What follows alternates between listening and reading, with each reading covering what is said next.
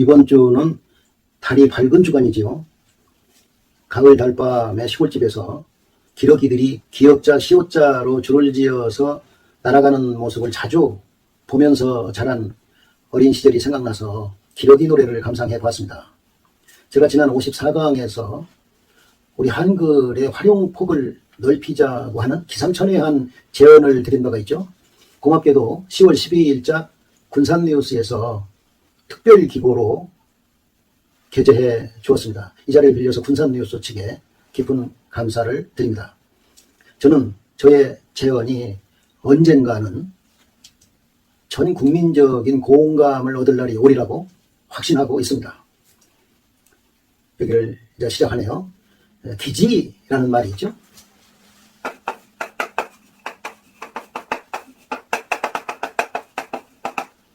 대기, 지혜지. 이 기자는 때라는 뜻입니다. 그러니까 그때 상황에 맞추어서 발휘되는 지혜, 이것이 기지다, 이런 말씀이죠. 지난 55강의 관포지교라는 강좌에서 안영이라는 사람을 거론했었죠. 안영.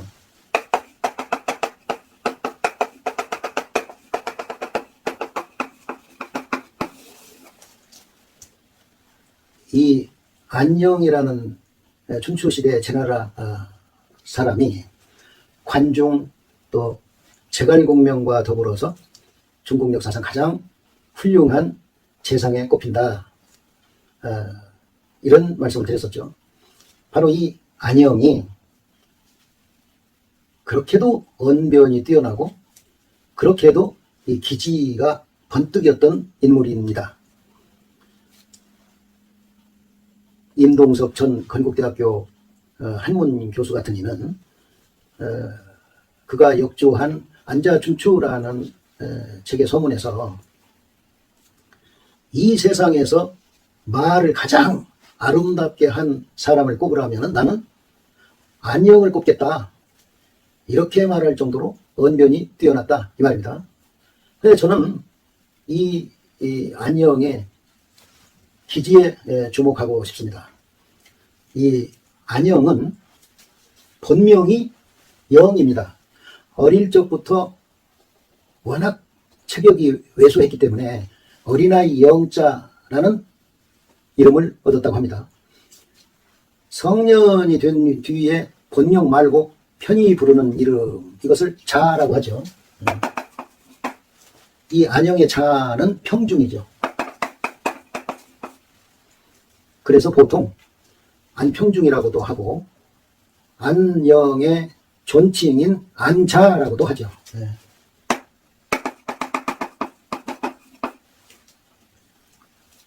이 안영은 일국의 재상을 오래 지낸 사람이면서도 항상 검소하고 항상 겸손하게 살았기 때문에 백성들의 신망이 두터웠습니다. 그래서 일국의 재상이었는데도 불구하고 옷 한 벌로 30년이나 입은 사람이다, 이 말씀이에요. 그래서 안영호구라는 성어를 만들어내기까지 했다, 이런 말이죠. 안영호구.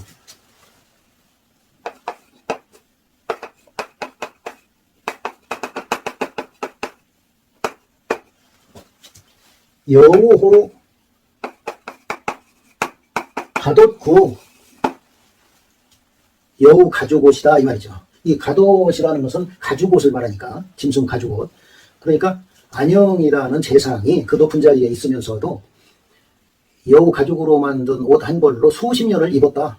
여기에서 높은 벼슬자리에 있으면서도 검소하게 생활한 것을 안영호구라고 한다, 이 말씀이죠. 세설신어라는 책에 언어 편이 있는데 그 언어 편에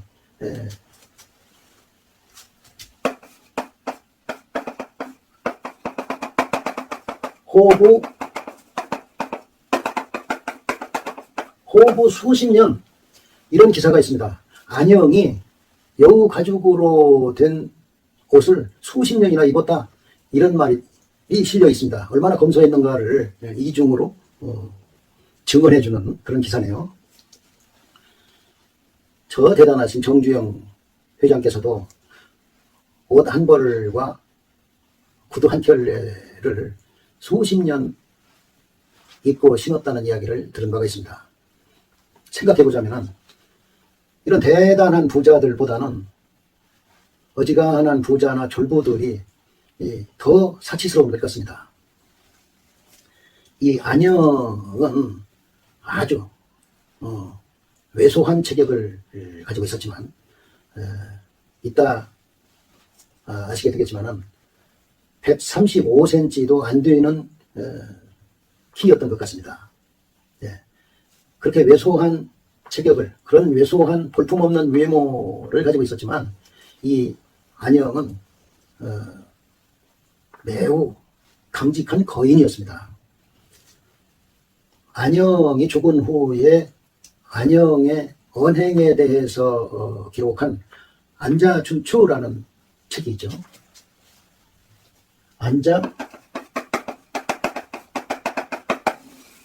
안자춘추라는 책에 나오는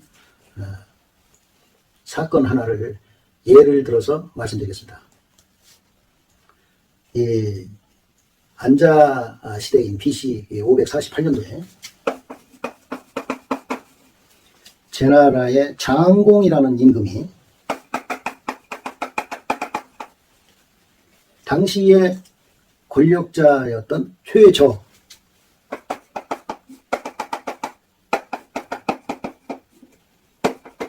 부옥저자네요. 배틀 짤 때 쓰는 도구 중에 부옥이라고가 있다면서요. 이 부옥저자인데 이 최저는 자기 멋대로 왕을 갈아치울 정도의 실권자였다. 우리나라 고려시대 최충원에 비견될 만한 그런 인물이었는데 이 장공이 이 최저의 아내와 사통하는 관계였다 이런 말씀이에요. 그래서 이 장공이 최저의 아내와 사통을 하러 최저의 집에 방문했습니다. 임금의 방문을 거둥이라고 하죠. 최저의 집에 거둥을 했는데 이때 최저가 부하들을 시켜서 이 장공을 시해해 버렸습니다. 장공의 시신이 이 최저의 집에 안치되어 있는 상황에서 누구 하나 장공의 주검 앞에 조문하려는 사람이 없었습니다. 장공에게 조문을 한다는 것은 이 최저가 자기 임금을 시해한 데 대해서 반감을 푸는 행동으로 오해받을 수, 그렇게 여겨질 수 있었기 때문에 그렇습니다. 그런데 그 서슬퍼런 상황에서 이 안영은 너무나도 태연하게 이 장공의 시신이 안치되어 있는 최저의 집을 가서 조문을 합니다. 그리고 장공의 시신에 누워서, 시신을 베고 누워서, 기록에는 그렇게 되어 있습니다. 이렇게 베고 누워서 통곡을 했습니다. 그러자 최저의 가병들이, 그때는 뭐 사병들을 거느리고 있었으니까 그 최저의 부하들이 이 안영을 죽이려고 했습니다. 그러자 최저가 말리면서 이렇게 말합니다. 저 사람은 백성들의 신망이 두터운 사람이다. 그러니 저 사람을 살려서 백성들의 마음을 얻는데 이용하자. 안영 하나를 해침으로써 이 최저 자신이 백성들에게 죽임을 당할 수도 있는 그럴 만한 신망을 이 안영이 백성들에게 얻고 있었다. 이런 이야기죠.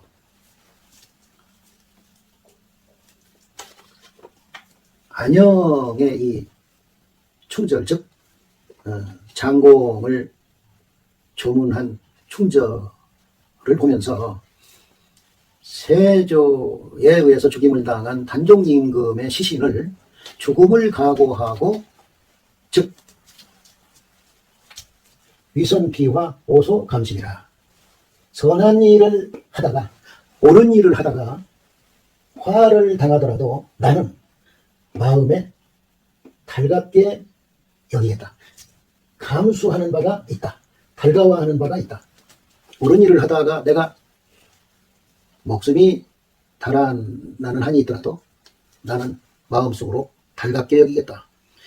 이렇게 말하면서 단종임금의 시신을 거두어서 오늘날 장릉이 있는 영월의 동을지산에 안장하고 어딘가로 피신을 했던 당시 영월호장, 지금의 영월읍장쯤 되겠죠. 영월호장이었던 엄흥도라는 분이 연상되네요.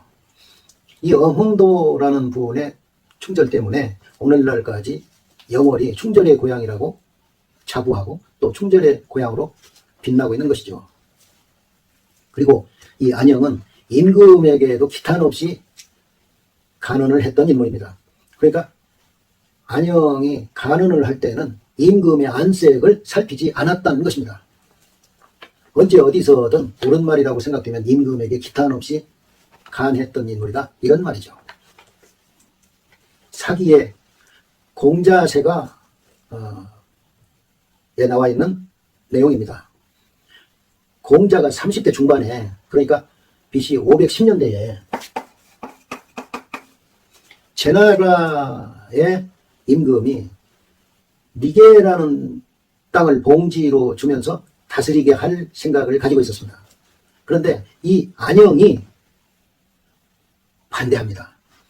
유학자들이라는 것은 이로만 내세우고 부모의 상을 치르는데 가산을 탕진할 정도로 후하게 치르는, 말하자면 허례허식이나 일삼는 사람들이기 때문에 공직에 임명하면 안 됩니다 하면서 반대했다, 이 말씀이죠. 그러니까 공자의 출세기를 안영이 막은 것이죠.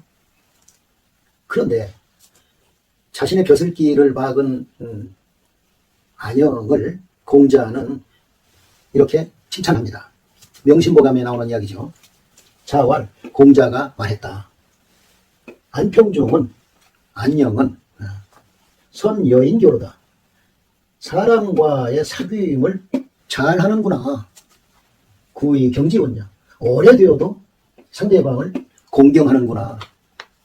세월이 흐르면 상대방의 변덕을 부릴 수도 있고 나에게 해를 끼칠 수도 있고, 그러는데도 불구하고 그 상대를 변치 않고 공경하는구나. 이렇게 공자가 안영을 칭찬합니다. 과연 성인다운, 대인다운 풍모죠. 안영은 능력이 출중했으면서도 항상 검소하고 겸손하게 처신했다. 마부, 자신의 마차를 운전해주는 마부보다도 더 겸손했던 이 안영에 대해서 사기의 저자인 사마천은, 관중은 세상 사람들이 다 알아주는 어진 신하였지만 공자는 이 관중을 낮게 평가했다. 이렇게 말하면서 이 사마천 자신은 또 이렇게 말합니다. 태사공왈, 태사공은 사마천을 말합니다. 사마천이 말했다. 가령 만약에 안자 이제거든, 안자가, 이 안영이 지금 있다면, 살아있다면 여수위지 지편이라도 나는 비록 그를 위해서 채찍을 잡더라도, 말 채찍을 잡더라도, 이 말은 안영이 탄 마차를 내가 운전하는 마부가 되더라도, 이 말이죠. 소훈모원이라 기뻐할 만큼 그를 흠모하는 바이다. 이 안영의 사람됨이 어떠한가를 알 수 있게 해주는 대역사가의 인물평이죠. 그런데요, 실은 이 강좌의 주인공은 이 안영이 아니고 안영의 마차를 몰던 마부입니다. 안자지어라는 말을 세상살이 고사성어로 거론해 보고자 하는데, 이 안영이라고 하는 사람이 중국 역사에서 빛나는 존재이기 때문에 이렇게 길게 자세히 말씀드리게 됐습니다. 안자지어,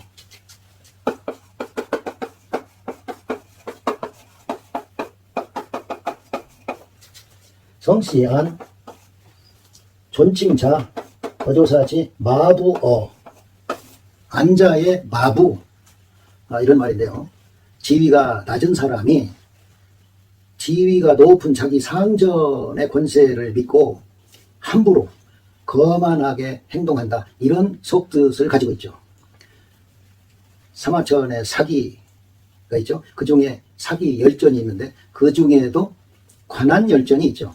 관중과 안영에 관한 열전이다 이 말이죠. 그 관한 열전에 이 안자지어에 관한 기사가 있는데 잠깐 같이 보실까요? 안자의 재상으로 출한데, 안자가 제나라의 재상이 되어서 재상으로서 어느 날 외출을 하게 되었는데, 기어지처가 그 마부의 아내가 종문간이 규기보라 문 틈으로 자기의 남편을 엿보았다. 엿볼 규자, 이 한갈 한자는 여기서는 사이간으로 새깁니다. 그리고 이 종자는 뭐뭇으로부터 이런 말입니다. 문 틈으로 자기의 남편을 엿보았다. 기고의상어로 그 저의 남편, 즉 마부는 재상의 마부로서 옹대게 하고 큰 일산개자, 양산개자, 큰 양산을 달고 이 길 옹자를 그 수레의 큰 양산을 달고 이렇게 의역을 하면 좋겠습니다. 그 재상에 마차다 보니까 얼마나 호화로웠겠습니까? 호화로운 양산을 달고 책 사마하며 채찍질할 책 사마상 내필의 말을 채찍질하면서 의기양양 심자 득이하라. 의기양양한 마음으로 스스로 만족하며 옷줄대고 있었다. 자득이라는 것은 스스로 만족하고 옷줄대는 것을 말합니다. 귀하니, 기자는 끝내다 이거죠. 업무를 끝내고 업무를 마치고 집에 돌아오니 기처의 거라. 그 아내가, 마부의 아내가 떠나겠다고 말했다. 집을 나가겠다고 말했다. 즉 이혼하자고 말했다. 부음은 기고하니, 남편이 그 까닭을 물으니 처왈 그 아내가 말했다. 안자장 불만 6척이나, 안자는 신장이 키가 6척도 되지 않는데, 6척 미만이다 이 말이죠. 6척도 되지 않는데 신상제국으로 그런 몸으로 제나라에서 재상을 지내고 있다. 그리고 명현제후라, 그 이름이 제후들 사이에, 다른 나라 임금들 사이에 널리 알려져 있다. 금자, 오늘, 이 자자는 뜻없이 쓰여진 조사입니다. 오늘, 척은 자기 자신을 일컫는 거예요. 여자가 자기 자신을 낮추어서.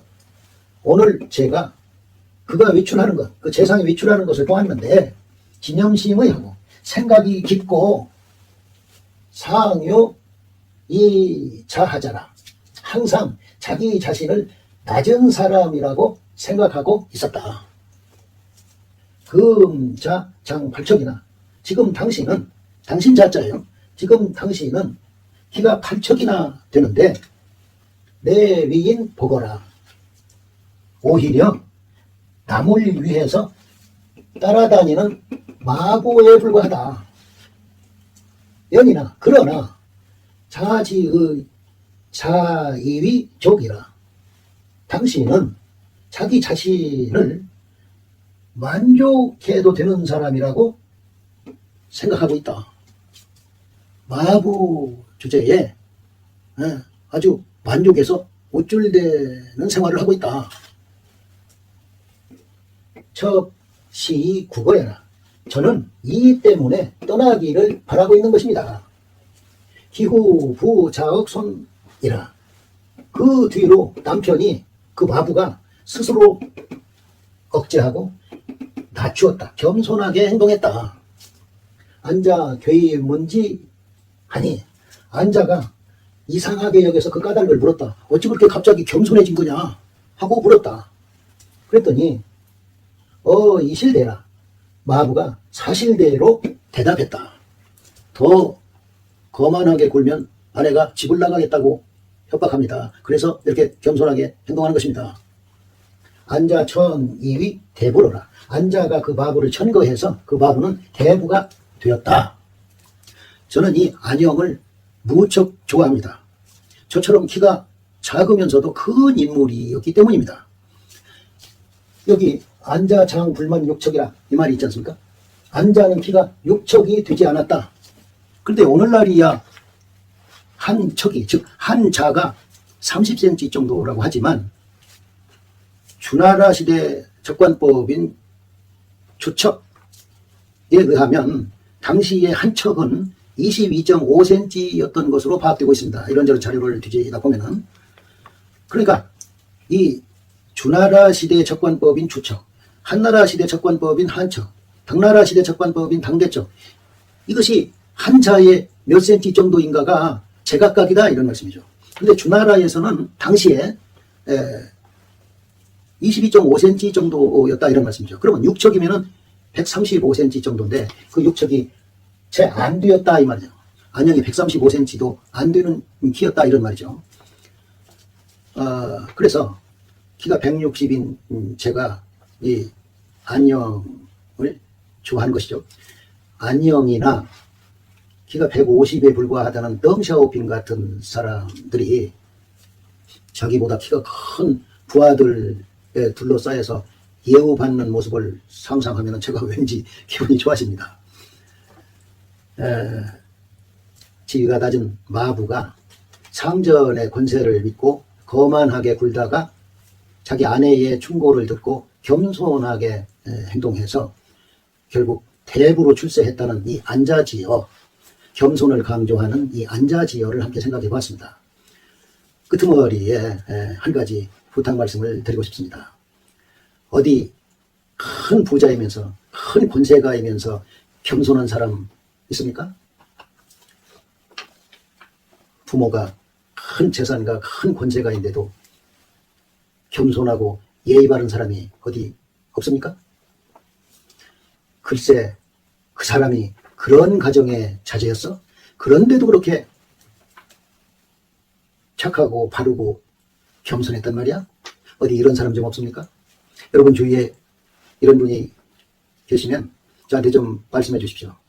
이 안자지어의 마부와 같은 사람인 제가 그런 분이라면 버선발로 뛰어가서 뵙고 본받고 싶어서 그렇습니다.